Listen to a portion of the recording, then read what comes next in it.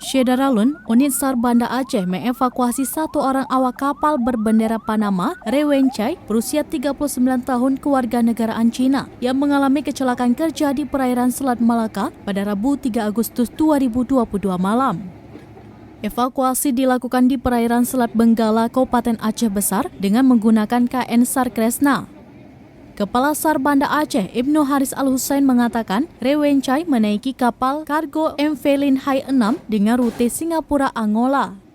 Namun saat berada di perairan Selat Malaka, korban mengalami kecelakaan kerja dan mengalami luka robek sekitar 12 cm di bagian perut.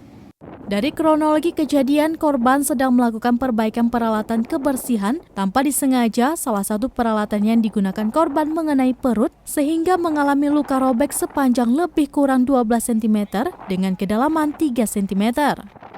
Selanjutnya, Kapten kapal melaporkan kejadian tersebut kepada agen PTC Asian Line dan diteruskan ke Basarnas Banda Aceh pada Kamis 4 Agustus 2022.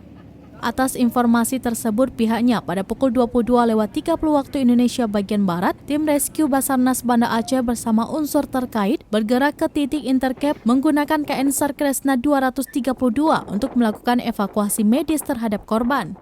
Pada pukul 23 waktu Indonesia bagian Barat, KN SAR Kresna 232 tiba di lokasi dan sandar kanan di kapal MV Linhai 6. Kemudian tim medis dari Kantor Kesehatan Pelabuhan Kelas 2 Banda Aceh memeriksa kondisi korban dan melakukan swab antigen di atas MV Linhai 6.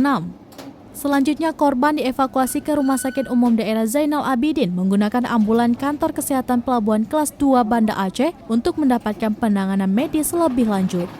Dari Banda Aceh, Indra Wijaya, Serambion TV.